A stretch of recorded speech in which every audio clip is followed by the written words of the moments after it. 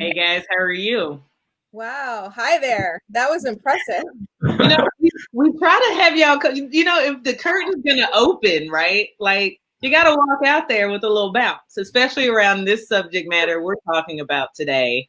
Um, I want to first let you all introduce yourselves because y'all are both powerhouses, and we're so happy to have you all at Memphis Art and Design Week. So, Mike, you're out in Portland, correct? Yeah, Portland, Oregon. All right. Tell me a little bit about what you do out there as an independent curator. Yeah, so my name is Mike Murawski. I am working and living here in Portland, Oregon, and independent consultant. I right now am working on writing projects, museum consulting projects. Get to be the awesome co-producer with Tanya of Museums Are Not Neutral, which has been fantastic for the last 3+ years. And but I've worked in museums, mostly art museums, for the last 15 years, and also have been engaged with some outdoors and learning based in sort of public spaces and community spaces. So that's been an exciting thing to do. So yeah, that's a little bit about me. Awesome. I know it's going to be a good conversation because of the experience you have with running those museums and also being in a different city from Memphis, which is why we're always excited to have this conversation with people that just aren't in Memphis, but are around the country. LaTanya, you're joining us from Cleveland, correct? Tell me a little bit about what you're working on and who you are. Well, who you are first, and then we'll get to what you're working on. Yeah, thank you for the invitation. And yeah, I'm here in the lands of the Erie and Haudenosaunee people, the area that is now known as Cleveland, Ohio. Let's just say that. Yeah, I've been here for about a little over a year and a half. I came here to be in a fellowship. I work at MoCA Cleveland, the Museum of Contemporary Art Cleveland. I am the gun curator in residence, and I have done curatorial work for last several years now. I'm working on finishing my PhD at University of Delaware in the art history program. I study landscape, photography, museums. I particularly look at how race operates through museums and other institutions. And my dissertation studies how people memorialize lynching in outdoor public spaces around the country. So I've been doing a lot of studies about race and representation and embodiment. Yeah, in my curatorial work, trying to do the same kind of thing and working with communities and kind of working against the whiteness of these institutions, of many art museums, of so-called mainstream institutions. And Mike and I have known each other for a while, but we started collaborating, like you said, about three years ago or so, on Museums Are Not Neutral. And we had no idea it would go on to be such a thing that it's got to be, which is great because it's been a way to pull people together to fight back against a lot of the lies of that many people put forward who are in top level jobs in these institutions. So it's been wonderful to see that it became kind of a global response and people all around the world have responded to it. It's just wonderful. Yeah, and I mean, from what Raquel just mentioned in her talk earlier, it's the products, man. I saw you guys first because I saw these shirts walking around that said museums are not neutral. So I mean, merch. Look, that's it. That's all you need, right there. So y'all go buy your shirts. But we've got to upgrade that shirt now because of our topic we're talking about today. I think when we first got together and we said, what are we bringing to Memphis Art and Design Week? Y'all have been working on Museums Are Not Neutral for the last few years. And same thing. I think I've dived into what is the role of the arts in our cities and figuring out that system, right? Like where's accountability held? Where do all these pieces fit together? So we upgraded it, and that's where we have that title of, well, not upgrade, but we connected another dot, right? Like the museums, here you are. Now we've got the funders. Arts funders are not neutral. So let's jump into that conversation. Well, let's go back for a second. When you guys created Museums Are Not Neutral, what were you looking to address? Like, what was the purpose that you created this for? It wasn't just to make a loud proclamation or make a shirt. It was to see an outcome. Yeah, well, it was really for me, it's just, I had been in situations in museums for years and being told that the things that I was trying to do were too political, that they were, that the institution is neutral. And I just was like, it's just not true. It's just a lie. And it was a way for people to try to shut me up. And I'm often in spaces where I'm not just even the only Black person, but the only person who's not white in a museum for years at meetings and so forth. And I was like, please, just get out of my face with this, that this place is an apolitical situation. It's not. This is all about power, who gets to have these positions, right? And the very fact that a museum is a colonialist product in the first place. So it just seemed like ridiculous that people would say that, but so many people do. And in some ways they seem like they're intelligent in other aspects of their life, but people kind of bought into this rhetoric, which is really a lie. It's a falsehood. So for me, it was a frustration, and I had decided I was never going to allow anybody to say that kind of crap to me again, that I will fight. And this shirt is just one way to let them know.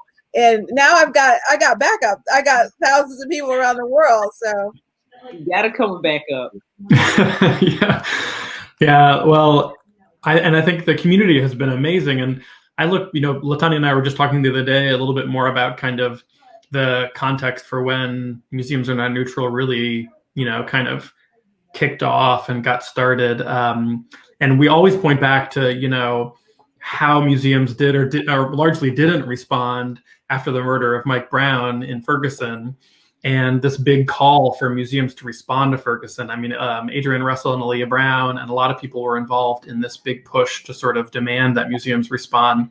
And then in 2016 with the election, which was right before we launched this whole initiative and campaign, museums were basically saying that, like, if you're going to engage with the movement for Black lives, if you're going to work on social justice, that's going to be partisan politics. And so I think you just got fed up with that, and saw people using the neutrality claim that these public institutions, and it's not just museums.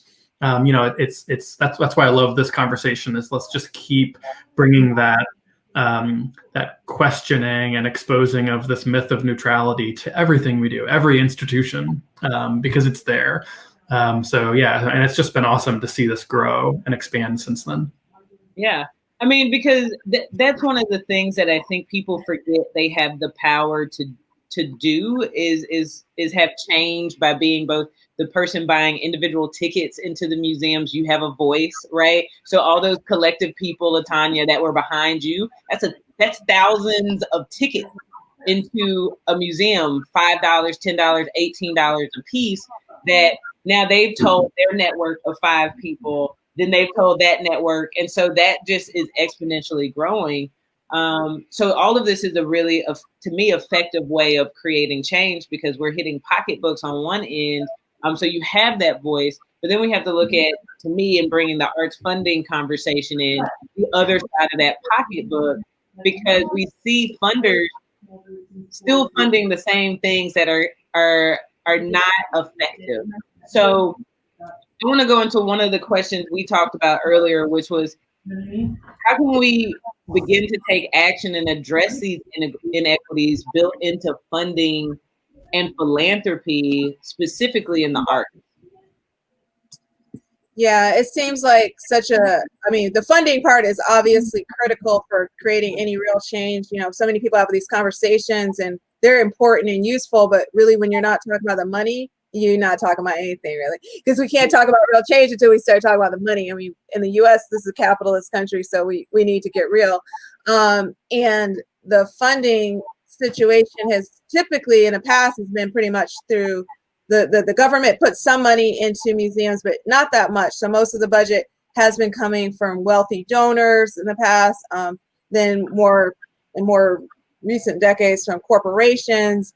And what we've seen is, and then some of it through foundations, right? Grants, of course, some from the government, but mostly from wealthy people who were doing this as what they see as philanthropy. what we've seen though in the last several years is that, there's a real strong fear about us drying up that kind of money, and institutions have had to try to like look for other ways to get money, and it feels like their actions still want to cater to those same affluent people, which in this country are mainly affluent white people, and that's who they want to just keep catering to for the most part. And then the other people, they're just kind of like putting to the side. But the things are changing up, the power dynamics, and then that group is going away. That money is going away, and so it's been interesting because now in the more recent years, there's been a lot of using the words, at least, of social justice, and not that I don't think these institutions. It's also antithetical for the most part for museums to do the work of social justice, which is a conversation in itself, because it's really about a redistribution of power and resources. But the museums have kind of appropriated that language without many of the people at the helm of these institutions having no commitment to that actual kind of work and process and visionary rebuilding a society, which would be great and cool. But many of them are not about that, but they're just using the words because they see the words as a way to tie into some of these funding streams that are money that is out there for social justice work, money through big foundations like Ford Foundation recently kicked off another initiative. They already put money into social justice work, but they started doing it more.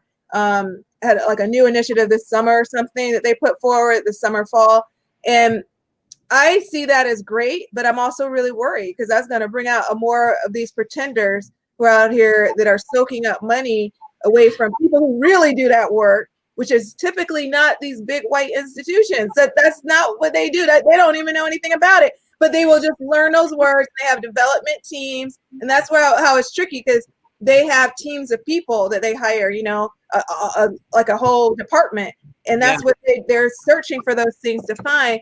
And then these other organizations, often Black-led, Latinx-led, Indigenous-led, Asian-led, do not have those kind of resources. And a lot of times it's the people who are the community organizers, that particular curator, educator, that's also having to write the grants and stuff. And they are competing with these other institutions that have much, bigger resources. I know, Mike, you probably have more stuff to add in there.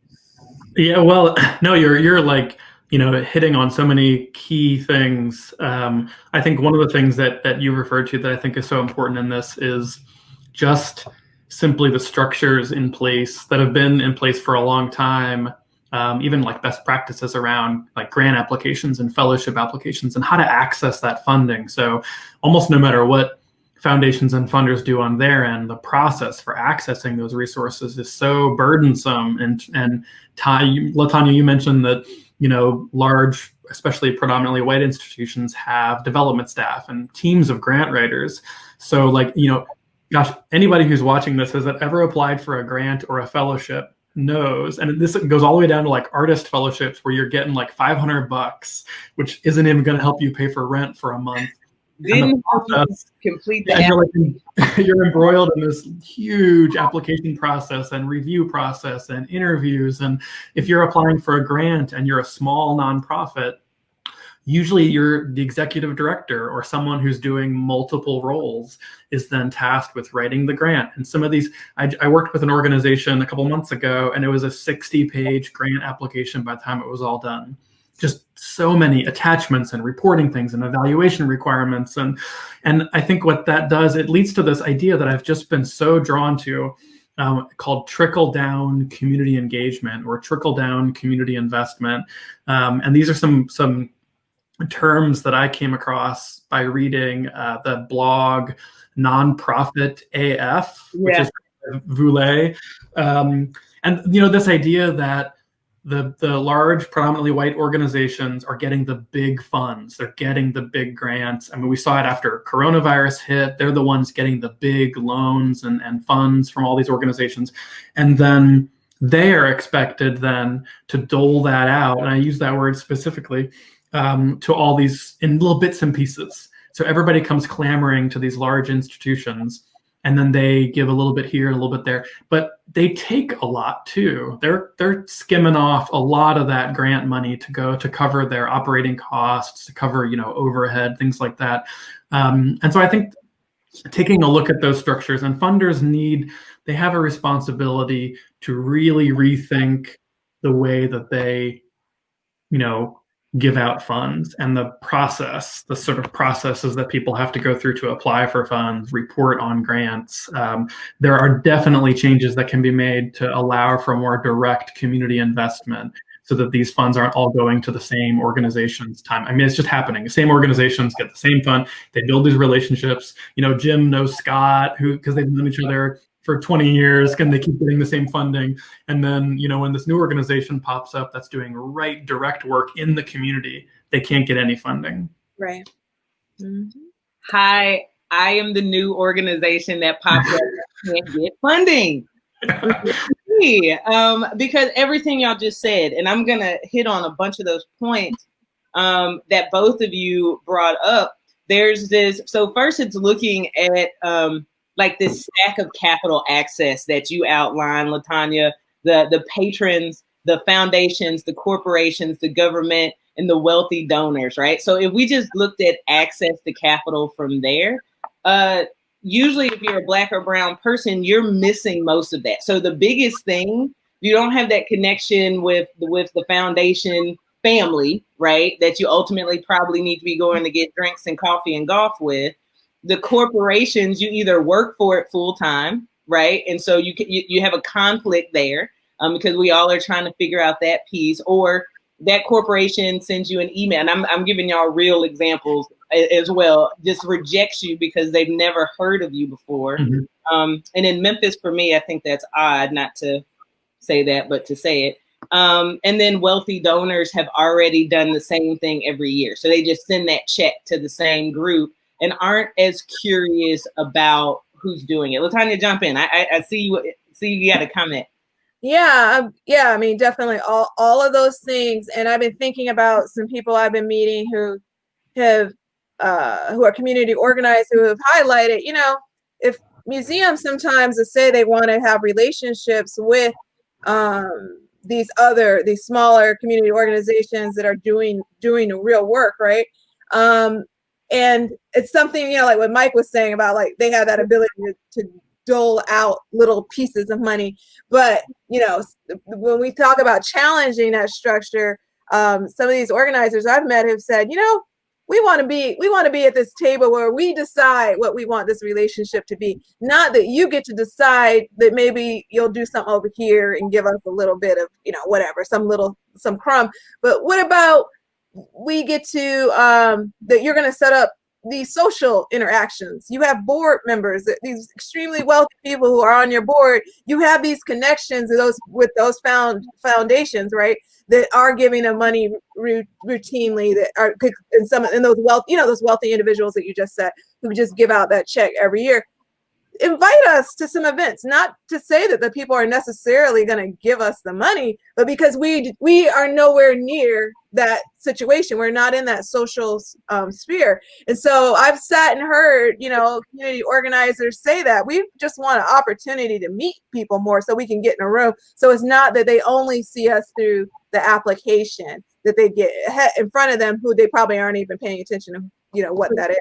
Even to add to that, right? It's invite us into the room and don't tokenize us when you invite us, right? Because I don't get a chance to talk about my organization or the work that I get to do. If you're a fellow, because we know there's a ton of fellowships out there for Black curators that are for 1 or 2 years, and we're constant. LaTanya, I have friends that are in so many of them, and you're having to change spaces every 2 years. And there's a difference between tokenizing and letting this person's voice be amplified, right? And so I think that's a really big point.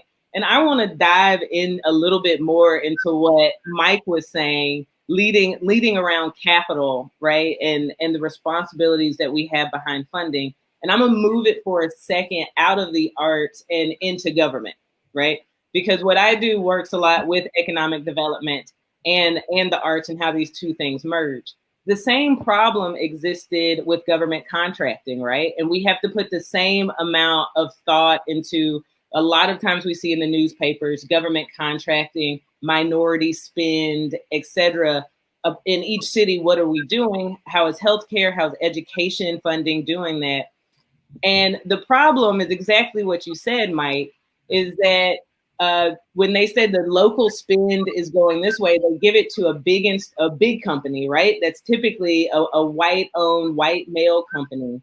And then that company might divvy it out a little bit to a subcontractor, right? And if we look at where those dollars end up going, the subcontractor did all the work, right? They did all the work.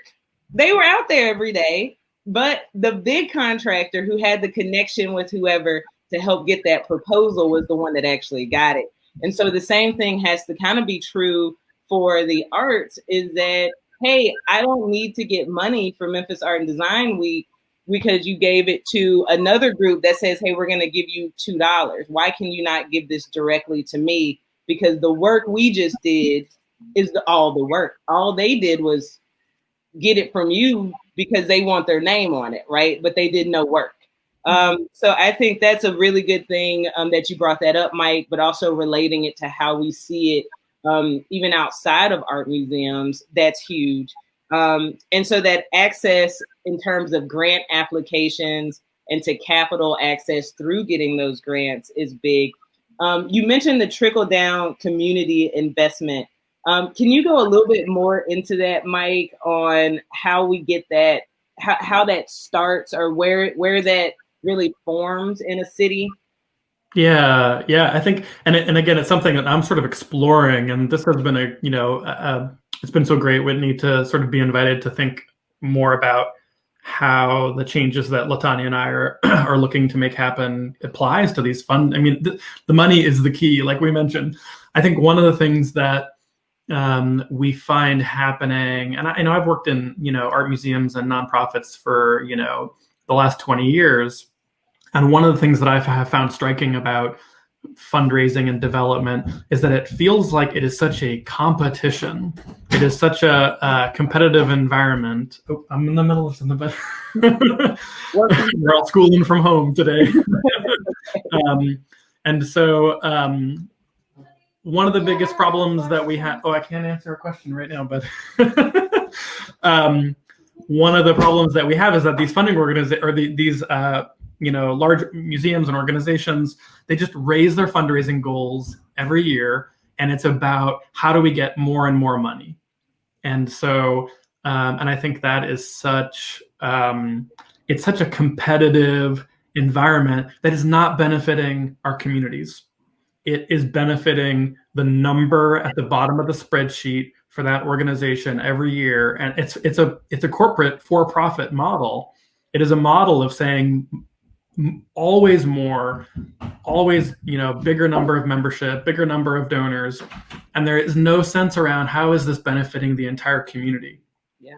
And so I think that's one of the big things I think that we need to be thinking about in terms of institutions and arts funders changing the way that we are allowing that organizations are able to raise funds for themselves, is to think about it in a community-centered way and less in this really limited, and it just has so much legacy behind it. So that's why changes to it are really hard to make. The mindset that exists within development and fundraising is this very capitalistic one right now, and it creates so much harm. It creates so much harm within communities. It does, and it's also very exhausting for a lot of leaders and those doing the work. I had one grant application that was deferred for the 1 millionth time, right? And I didn't understand. I called to ask. They told me I needed to do trainings with my board, that I was like, all of us have full-time jobs because we haven't been funded to do this full-time. But they gave us the time periods that were during work. So now I have to ask everybody to take off work, right? I have to take off work. And then I have to maybe, right, maybe this will lead to funding, but really it was still maybe, right? And I told them in that email back and in that conversation that, hey, your process is not one that supports grassroots organizations.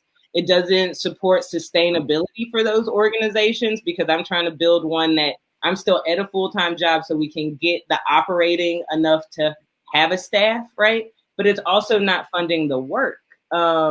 You're funding someone else that, like you said, Mike, is building their bottom line for how much money they can raise this year, and not actually what's the community engagement and the community involvement. LaTanya, I want you to come up because I've seen your head nod, and I know you got some good stuff on your mind. Oh, well, yeah, all of that just sounds like, things I've heard so many other people saying, and, this disconnect between development and the rest of the institutions and the community is a thing. And I have seen some people in development, not to just totally bash them, right? I have seen, but it's not often. But I have seen some people who are working in development and really see their job as like trying to build, strong kind of community connections, and they are out there making going out and meeting people at organizations in the community. So not just where they work at this museum that's getting a lot of resources, but they're going out in the community and seeing what's happening. And I've had some good interactions, and this hasn't happened everywhere. I would say it only happened like a couple of times, and more recently, because before I had no idea really what development did. I knew they were raising money, but I was so disconnected from it. They weren't talking to me. I would get invited when they wanted to show their fellows or something. And I know what's going on. I get invited to go to certain dinners, and they bring out the rich people are going to be here, and we want to show, look, we have some, other. Yeah. So those moments I have been sometimes invited to stuff, but not to be part of any real conversations. But then more recently, I started talking with a couple people that I'm actually friends with. And I was like, wow, okay, so to be in development, you don't actually have to be trash. You can actually be a good person. You don't have to actually be trash. You can actually be a good person who is trying to really connect with communities, and seeing how, hey, and like be raising those questions within the institution too about why are we getting these dollars when this money could go over here, or we don't need to be that interface. We don't have to play that middleman role, right? Some of those people, I wonder if maybe I keep seeing that a lot of times these smaller organizations, they can't pay people, right? And so that's why they don't have a job just working over here for this person. Because I'm like, damn, they would be so great, but they, I get it. They need a job that's going to pay their health insurance, stuff like that. And these other institutions don't have that ability to provide some benefits and a steady salary. But I am interested in the people who are figuring out ways to freelance some of their work, and some of them are doing it pro bono, just to help out these other organizations and putting resources there. And I think this is some of the power for those of us who have been tokenized in these curatorial roles, those of us who are Black and Indigenous and Latinx and Asian folks who have been tokenized through these fellowships. But sometimes this is the connections that people aren't talking about with us, but it's about talking to the people in development and finding out who are some of the good ones that we can talk to. Because like for me, I didn't come into these situations and try to assimilate to the model. For me, it's about I'm coming and bringing my people with me. So I'm working together all the time. And I think this is why it's smart to figure out who are those people in development that I can talk to too. And then how can I help be creating some of those bridges for more community members. And you're right on that thing about how they bring us in for these short durations. And so we fulfill these little, whatever, like they can say, oh, well, we got a Black one. And then moved on. But the problem is, of course, it's hard to build roots when you keep popping from place to place. You're not there long enough. It takes a while for people to get to know you. The institutions, like working at these white museums, they already got a rep in the community as being what they are. And so it takes a while for people to even, trust the new token that they brought in. So it takes a while to break that down. And by the time I've done that, a lot of times I'm on the way out, So I'm trying to figure out ways to break that system too. And this is where we have to push back.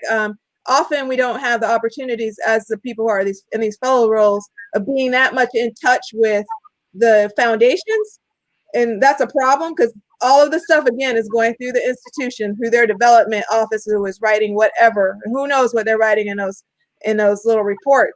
But when we can break that cycle and get to like what you were just saying, being more in direct contact with the funder and be telling the funder, hey, this is actually what's going on at this institution.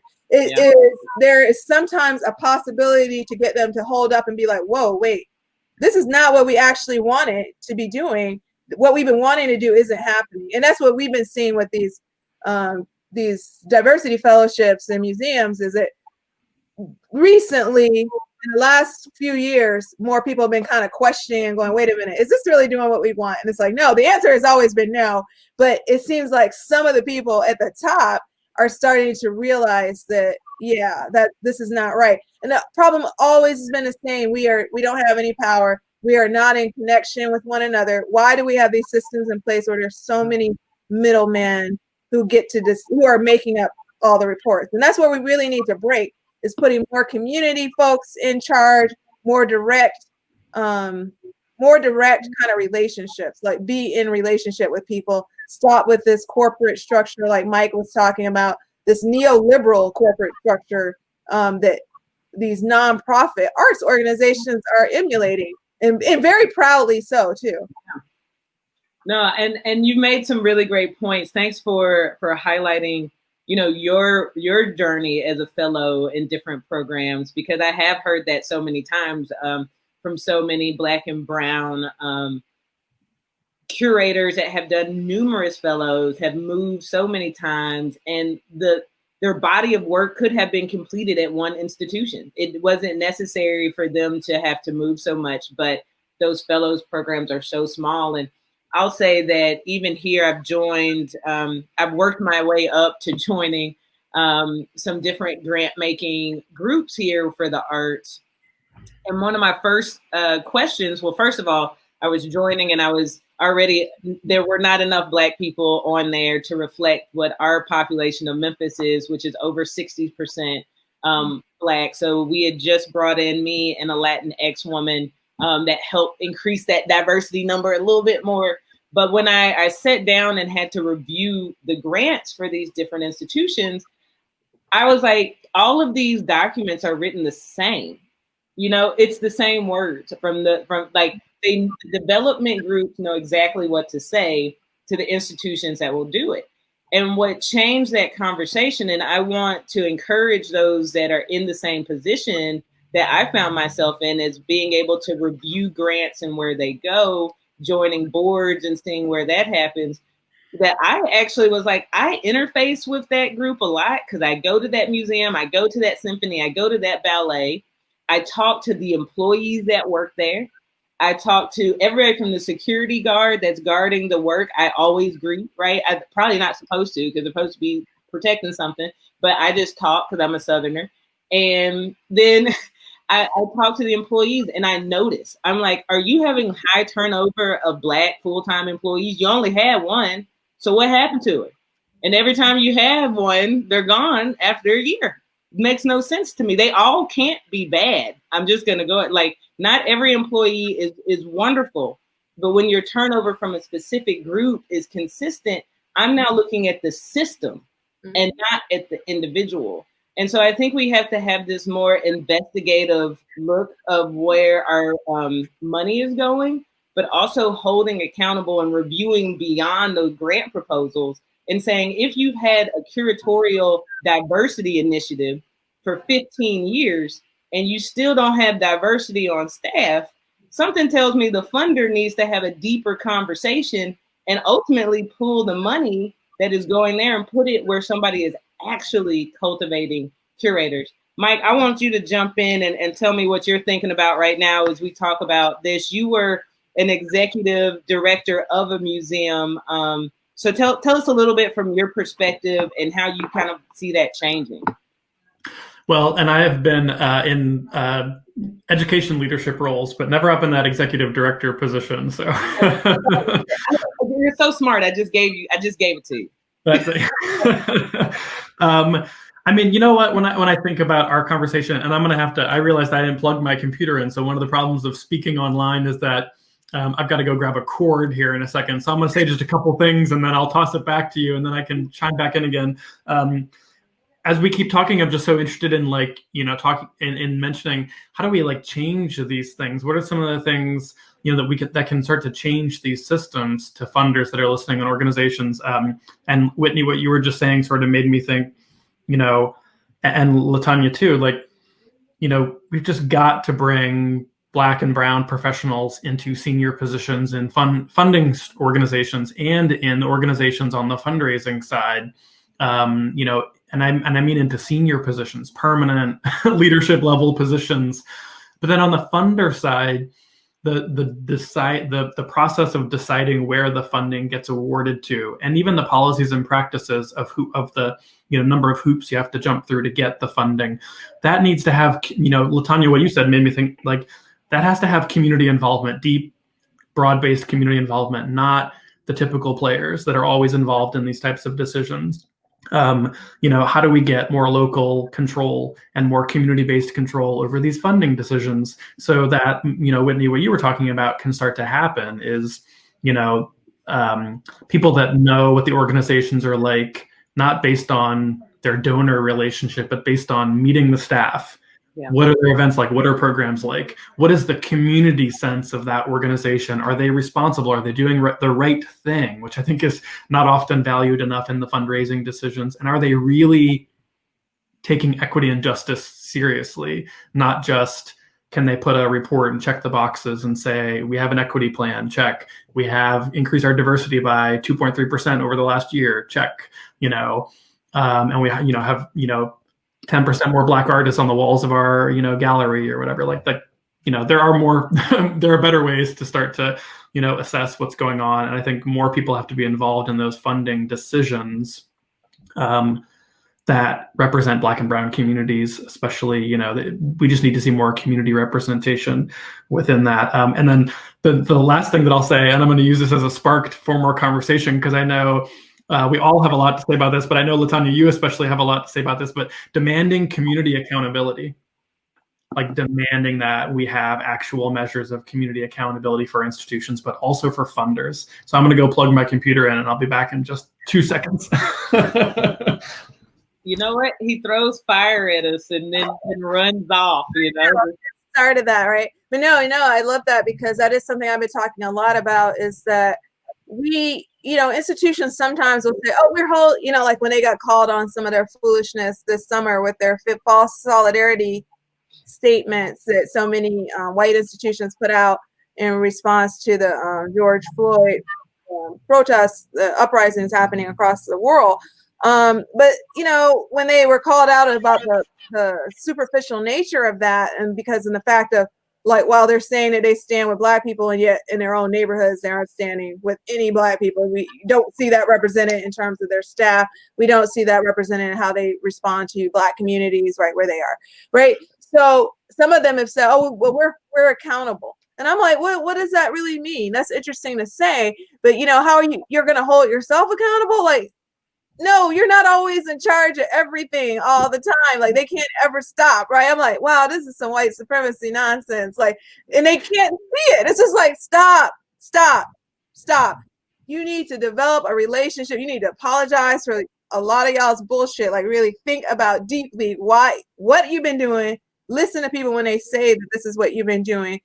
That's the stuff. Apologize. And then you got to come together with people and start creating a relationship, because one that you probably never had in the first place. Some have been broken, but a lot of it, like, reconciliation is a weird word to say, I think, because it assumes that we were at one point in some relationship. I'm like, no, this is actually always been antagonistic for Black people in the United States and Native people. Come on. No, we don't have a relationship that we gonna get it back together because we got married before. We were never together.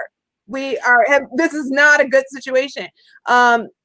If we want to make one, that's the thing. If we want to make one, but then that's like, you got to air out a whole lot of mess, and then we can start to talk. And I'm interested in that process. And I don't see too many people ever really do that, but that's where we could be making some real change if we acknowledge the real histories, right? The real violence that's been happening and ongoing violence of these institutions. And then we could sit and talk. And then these community folks, okay, because now we're getting to share, this is what you've done to us, right? And then we, as community people and people who work in these institutions and the donors and these funders too, then we're in conversation, and then we create measures. We say, these are the things that need to happen, and by X date, to do that kind of, whatever they call it, goal, like measuring by goal kind of, setting goalposts. And the repercussions are people going to get kicked out of their jobs. Like, it's not, because right now the situation is these institutions kind of keep just saying, well, oh, okay, we apologize. And then they're done, and we're holding ourselves accountable. And it means absolutely nothing. And they can keep doing the same thing. And it's like, no, there needs to be repercussions. Like, you need to just get out. Like, if you cannot change these things, and some people really just need to go. It's not even about wasting time on this plan, but some maybe can stay for a little while, but some just need to get out. And because there are already so many people who are doing the work, who know what the work is and have been doing it. Many Black and brown folks, a lot of women too, a lot of Black women have already been out here leading and never get the right kind of funding for the work that they've been doing. It's not respected. It's not funded deeply. It's, some people, right? Right? And some people get it, but in terms of who is getting most of the funding, like here in Cleveland, the Black institutions in town are getting like nothing. It's basically an apartheid situation. It's the white institutions that are just soaking up the resources, and then Black people that have been saying stuff get silenced all of the time. It's just outrageous. So if funders, and this is a big thing, if funders care, and I say if, because a lot of them know, and they have a lot of racism too up in there. But I think the communities we just need people to rise up. People need to feel their power, and we need to rise up and create a revolution. Look, I love that. Like, look, you all three of us, y'all want to go on we can't go on the road, COVID, but we'll figure it out, right? Because I all these points are really, really good. And the other part that I was thinking, I had to write this down because I was in church with you, so I had to write this down on the Bible page, circle the verse. And my thought was, we can't DEI train an institution out of racist actions, right? All of that's what everybody's doing right now is running. They put the black square up that didn't mean anything for them, right? And everybody lit into them after that, because I think that's where that community accountability comes in, right? Is that, hey, it's not just your dollars, it's the social response. We saw numerous museums throughout the country, throughout the world, really get called out. And then even some funders don't have Instagrams for a reason, I guess, right? Because everybody said, like, hey, you don't get a box. You don't get to put that box up because you didn't you're putting the box up because of capitalism. Yeah. You're not putting the box up because of the work you've done. Therefore, you don't deserve a box. So you go ahead and get to sit over there and figure out how you're going to do it. You can't DEI train out of this. But the community can 100% hold people accountable and hold institutions, and understanding that it's beyond DEI training. It's the leadership and their mentality and what they call that a different kind of trickle down, right? Of what does that cause for your whole institution? I know we're getting a little bit to time. So Mike, I want to give you the floor to say some final words. We're going to see if we've got any questions, and then we'll have some final thoughts. Yeah. I think just briefly, I think to connect with this really important, we could have a whole another hour conversation about community accountability and how artists are involved in that, and how, anybody who's watching this there in Memphis or really in any community, if you are buying tickets to an organization, joining as a member, contributing $5 to view a Zoom program or something, you're making a decision to support one institution over a different institution. And Whitney, you and I talked about this when we were just kind of chatting, initially about this session. And you can choose to use those dollars to invest in, like, you have the choice. That's community accountability. That's one key element of it, is you can today, tomorrow, and the next day start to make that decision, but you've got to investigate and explore those organizations and demand that they become transparent about what's going on behind the scenes. I mean, all these things that LaTanya, that you're mentioning and that we're talking about, everyday people in our communities need to be learning about these institutions and what they are doing and what they are not doing. And do not take it for granted from their press releases that they are, all equitable and doing everything. But some organizations are doing amazing work and they're not putting out press releases. So like Whitney, you said, talk to people, learn to get to know the staff and all that, and find out what it feels like to work within these organizations, find out what's really going on behind the scenes. And I think, and then make a decision about where you invest it. So before you rejoin as a member to that really big organization, find out what they're doing. And you don't necessarily, calling them out publicly is great. That's fantastic. But also you can just use that membership to go to a nonprofit organization that is struggling, that needs the funding. And your $85 or your $50 or your $5 is going to mean so much more to that small artist nonprofit that just got started up or has been around for 80 years and just can't get the funding.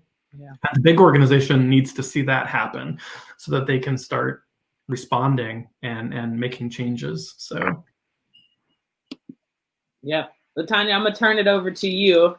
So that I don't cut you off on anything, but I agree with all of everything you just said, Mike.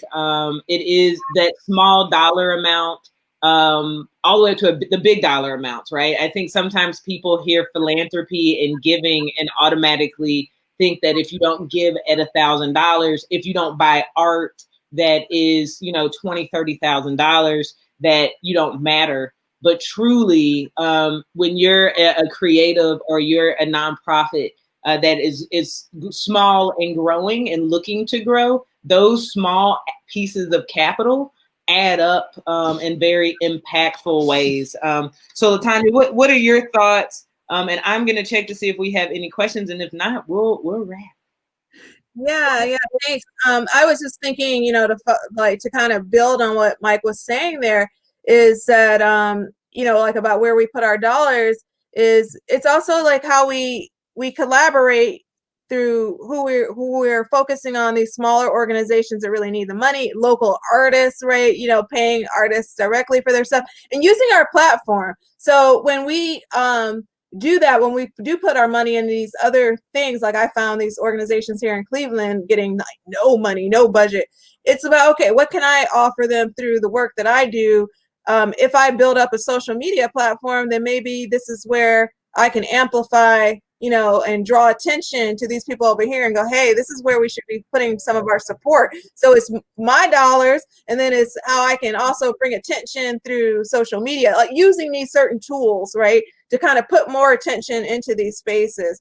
And a little bit of public shaming, at least a little, for these other places that have been soaking up resources. As I like to say, they are soaking up resources. They have been using these words, people. They've been using words talking about they do social justice, and they do not do it. So we need to be, I'm all for calling people out, denouncing, like bad acts, and showing how these other places do need to support. We can use our own personal social media. We can create initiatives like what Mike and I did with Museums Are Not Neutral. People can create other initiatives and use your people power, as Monica Montgomery says, right? Use our power as individuals to create the change that we want to see in the world. Yeah.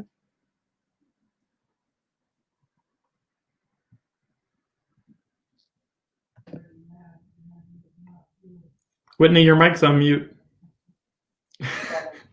Okay, sorry about that. So this is what happens when you self-mute yourself. We've got a little bit of time left over, and we've got just one question. We have a ton of comments, so afterwards, you guys go check out the hop-in. People are really feeling what we're saying and loving this. The only question that we have right now is, how did Mike and LaTanya meet? You're in Cleveland and you're in Portland, and this initiative you've created this voice together that has grown. How did you find kind of this co-founder in the movement? Yeah, that's a great question. It builds on what I was just saying, is that we met through social media. So Yeah, like I think I don't really remember. I think probably Twitter or something. And I knew Mike had the blog, the art museum teaching. What is it called, Mike? Yeah, art museum teaching. Yeah. Yeah. So I knew about your blog and was reading that already. And then, you just start to get to know people in the museum field. It's actually as many people as there are. It's also kind of a small world. And then we finally met in person after already knowing each other through social media for a couple of years. We met at a conference at Mass Action Museums as a site of social action. But we really only have talked in person a few times, actually. Yeah, it's been mostly online. Although right before the COVID outbreak kind of, hit the fan in early March, I was able to get out to Cleveland and see an exhibition that LaTanya had curated there at the Museum of Contemporary Art Cleveland, and we got to connect face to face. But yeah, I mean, to that point, it just shows that if you're connecting with like-minded people that want to make change happen on social media, don't ever hesitate to figure. I mean, there are so many, sort of movements and collectivist efforts that have formed, to support mutual. I mean, so many, probably even there just within Memphis, where people just connect online and it's like, let's make something happen. And then all of a sudden you can just put up a web page or a GoFundMe campaign, and, Museum Workers Speak is a really good example of one where the Museums Are Not Neutral is, you buy a t-shirt from Museums Are Not Neutral or a tote bag or a coffee mug, you're supporting the Museum Workers Speak Relief Fund. So museum workers that have been, adversely affected by all of the different layoffs and furloughs around the country are getting supported. And so people are just making things happen. And I think one of the coolest things that initiative said is, something like, museums may not love us or museums may not be there to support us, but we are there to support each other. So this idea that we do not need to rely on these organizations to support us day in and day out, that we have to rely on ourselves and make this happen ourselves. So I hope that there are people listening to this that have some fire that's been lit under them about something going on in your local community, whether it's funding or not funding. Go make a change, make it happen. And gosh, what LaTanya, we've connected with probably over 1 million people on social media, and we have thousands of people all over the world that have these t-shirts now, which is just so awesome. And it just started from us connecting on social media and getting fed up with hearing this neutrality crap. No, I think this has been such a good conversation. It also is an emphasis on the power of social media. You guys connected before COVID even happened on social media. So that shows that people can be connecting right now. You guys, please remember to follow Museums Are Not Neutral. Follow LaTanya and Mike's work. Their info is also on our Sketch app. We have a networking session as well throughout the day on Memphis Art and Design's website, on the Hop-In platform that you are all on right now. And you might find your LaTanya, you might find your Mike, that you're gonna go out and create a movement. Now is the time to start making movements and find your person. So with that, we're gonna sign out and get ready for the next one. Thank you all for joining us for Memphis Art and Design Week. And I look forward to this.